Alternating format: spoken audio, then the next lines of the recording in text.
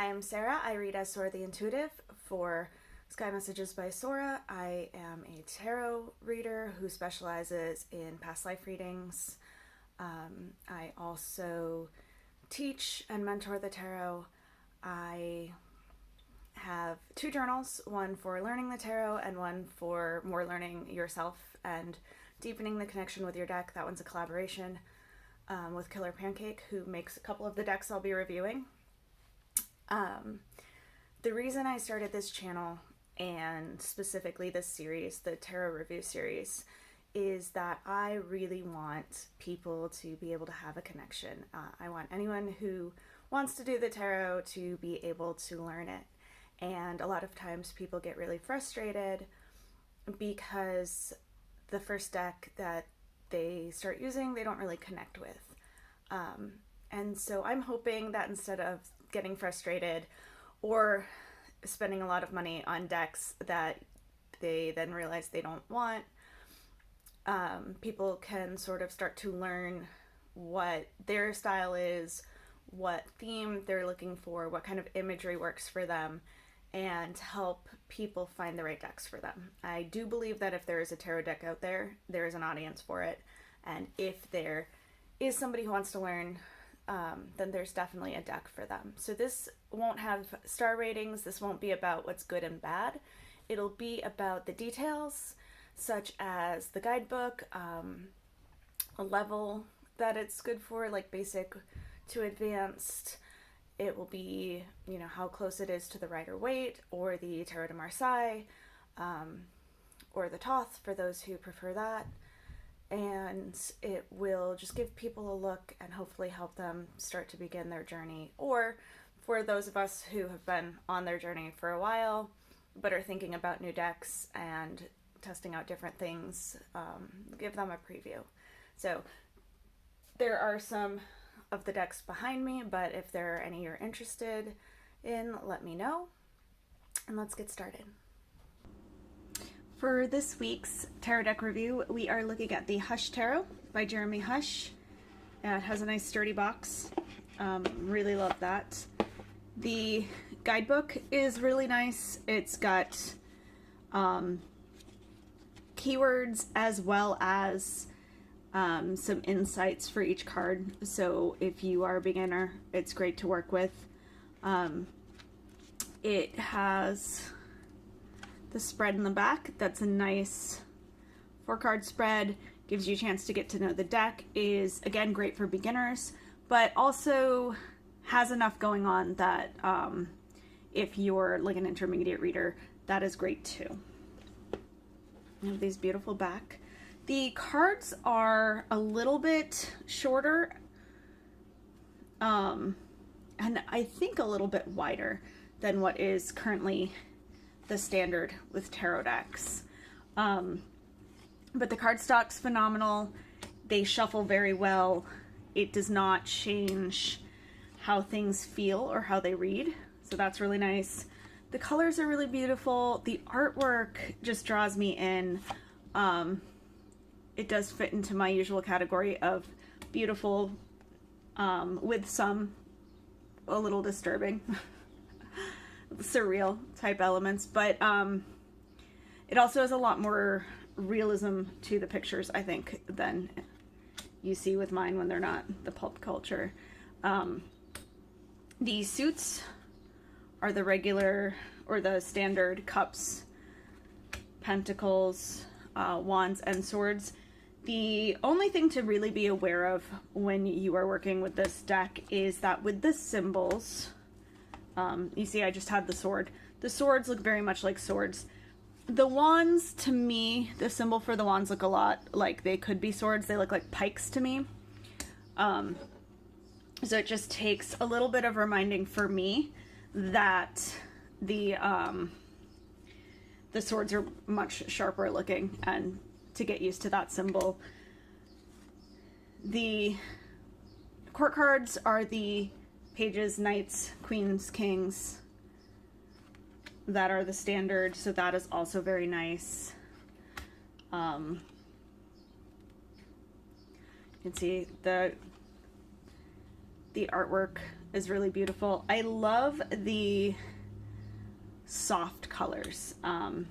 There's a lot of pastel looking, but still with the black and the white, and there's even some bright colors like here, but the way they're used means that wherever there is like a black or a white or something brighter, it really stands out. I love the nature themes. I love the way they look at things like masks, body parts, in terms of seeing how the eyes are looking, or here the hands are holding. There's a lot of birds in this deck. One of my favorites, which we've already seen, but I didn't stop at the time to mention it because I was talking about something else, but one of my very favorite cards is that the death card is a vulture. Vultures are very much that kind of thing because they don't cause death. Their nourishment and all that comes from what's already dead. They clean up the area around them, and as such they make that new chapter, that transition, that the death card really represents. And so I adore that. And you can see back to the wands, they have kind of a fence post gate look here and there, which is why I had to kind of get used to them not being the swords, but they read beautifully. That is just one of those things that I had to take a moment to learn. Oh, I also love, these are piranhas. I always think of the Six of Swords as kind of the mini death card because it is also about new chapters, moving on to calmer waters. And so I just love that there's that kind of continuity as well. These cards, like I said, are great to shuffle. I feel like if you are someone who reads the Rider-Waite-Smith, you will be able to pick up the meanings and the cards. I would say that this is probably better for the more intuitive readers, looking for the symbolism to come off the page more than focusing on the specific imagery that you might be used to.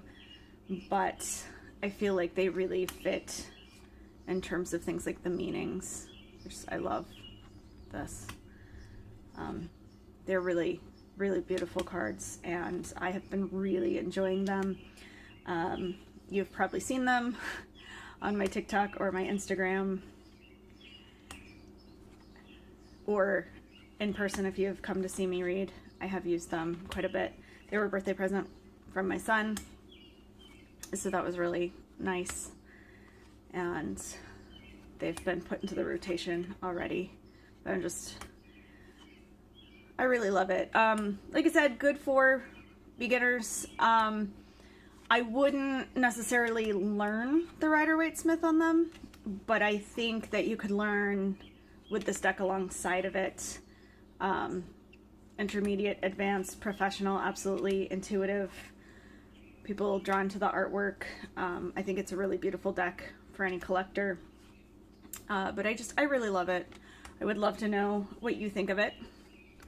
And as I shuffle for the weekly reading, I want to say thank you for tuning in, for sharing, for liking, subscribing, all of that. If you would like your own personal reading, please head over to my website or send me an email. You can also check out where I'm going to be. I read all around Pittsburgh, but I do also offer remote readings, so it is possible to get a reading from me no matter where you are.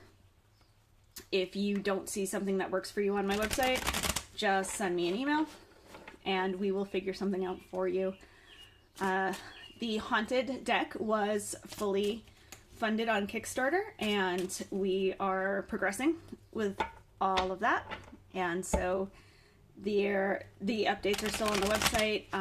There will be a pre-order store available on Kickstarter, so if you are just finding out about the deck or didn't get a chance, you will have that chance. And we're really excited.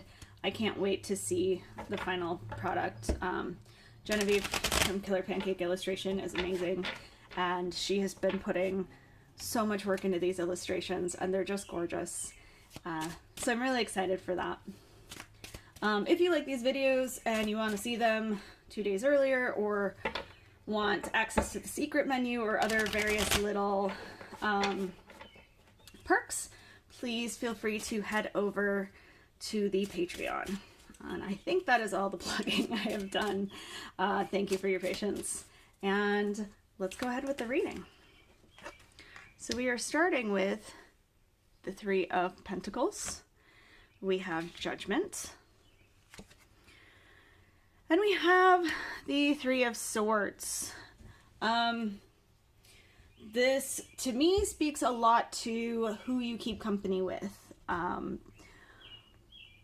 Particularly when there is work involved. So this could be actual coworker type things, this could be collaboration, but it can also be your support system. The thing about the Three of Coins, or the Three of Pentacles, this deck leans into the teamwork by having everybody together, but it does come up as a card that asks you to evaluate, is everyone doing the work on the team?